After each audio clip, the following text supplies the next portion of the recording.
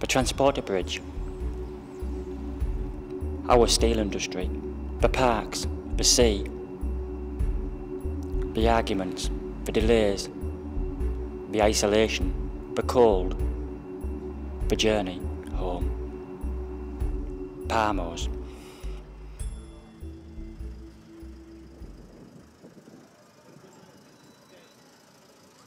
I've lived here all my life. It's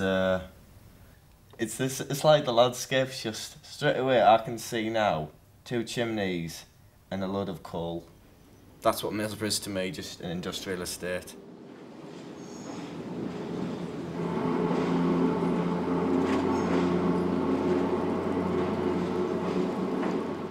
The view over the Cleveland Hills. Flat, space, wind.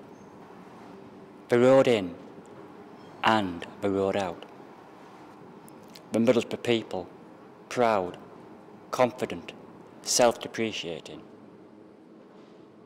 Everyone pulled together, very friendly. Most people were quite poor, but the less they had, the better they were. Just everyone was very friendly and helped each other out, and all went on big bus trips. Like you just paid 50p each, all the kids, and they took us all over the place. We were 6 weeks older. There was 2 trips a week on. All the poor kids.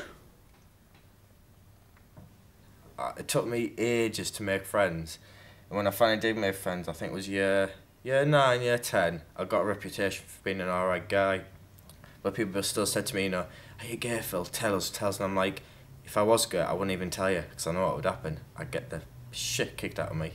And then I wanted to feel a part of the crowd, so I used to go out every Saturday, just sort of connected to my sort of mental head, saying, you know, even though you can't do it with your friends doesn't mean you can't do it by yourself. So I just used to browse the shops and then get on the bus or go for a walk and go home. And eventually I thought to myself, you know, when I do come out, if I get more friends, will it end up where I go out with them? But now it's the opposite. I actually prefer my own company. All I do is listen to my headphones all the time. Even when I go out in the gay scene, I'll take my MP3 player with me. Because when I'm in there, if the music's shit, because it's always the same friggin' music they play every damn weekend, I just put my headphone in, and that's just the way I like to be. But in saying that, it doesn't help when you're after a boyfriend.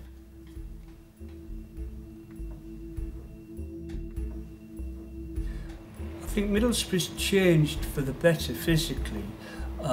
It's getting a lot cleaner, opened up the gardens, put in the fountain, and opened up Mima. I think the centre of Middlesbrough has gone forward in leaps and bounds.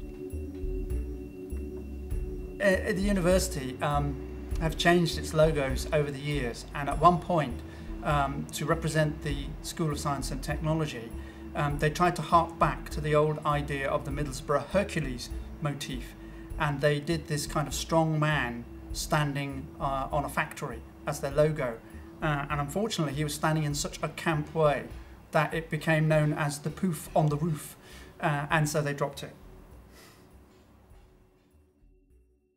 At one time there used to be 2 or 3 all-night cafes where you could actually sit and have a coffee or meet friends.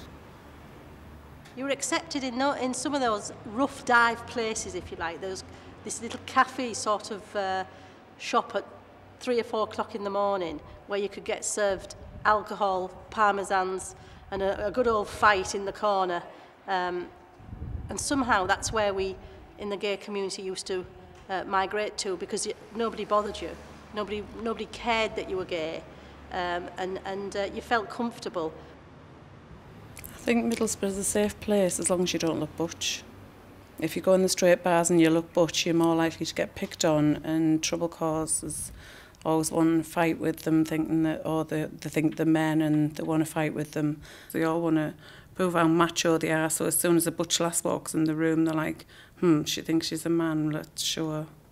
Some straight women look very butch to me, and they're married and they even act butch, and I think, well, are they or aren't they, but I would never question them. It's up to them to come out and say what they are. Well, I've been here about 10 years now, and when I first came up to the northeast, I lived very, very rurally in a place called Bishop Auckland, and there were no people that I could see that were gay.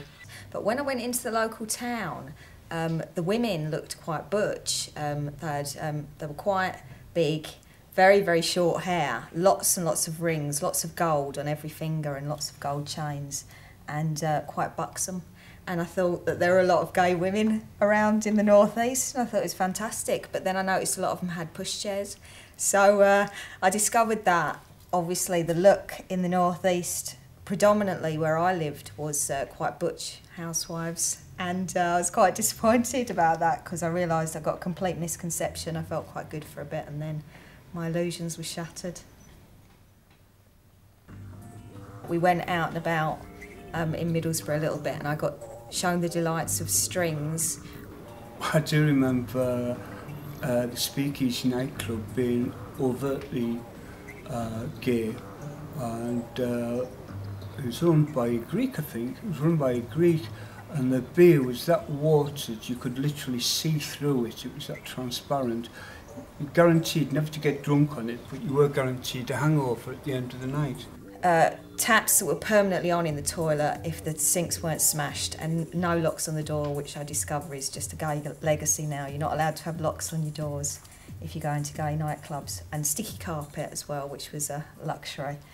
When I first came across the parmo, I did wonder about it. I mean, where did the parmo come from, and whose idea was it? And some people in the office told me that it actually came from a local hotel, that it was actually invented in a specific hotel. I'm afraid I can't remember the name, and spread throughout Middlesbrough. But the real parmo is the pork parmo. Although now it can be quite difficult to find a real parmo. Where I live, there are 6 shops that sell parmos, and only one of those does pork. All the rest are chicken. Hello, this is a parmo, a delicacy of Teesside, officially known as the escalope de parmesan, and it was invented at Steve's Rendezvous on Linthorpe Road in Middlesbrough. Parmesan itself, a wonderful concoction of meat. I always had chicken and cheese, substantial, very, very filling. Add that to the chips. I always skipped the salad, and it was a perfect way of absorbing the alcohol you'd had on a good night out. And I just looked at a plate. It looked like it's going to crawl off the plate. It was so full of grease, and I was so feeling sick, so I had a bit too much to drink that evening, I think. You'd cut the thing in half and have it the next morning for your breakfast with a fried egg on. I remember doing that stacks of times, which is why I'm the size I am now. I can remember one story very vividly. I thought I'd pulled, the conversation was really interesting and somebody was really focused on me, until I saw his bomber jacket open slightly and saw the larger part of a kitchen knife sticking out. Well, I was out of there as quick as you can say, but I was fueled with the parmesan, so I could make a good distance away from him. Not really, I'd rather die. You know you want to bite me, lick me. Even though Middlesbrough isn't exactly London or Kingdom of Heaven, to me it sort of represents my independence and growing up. And to me it's like, it's one of those things that you can't look for.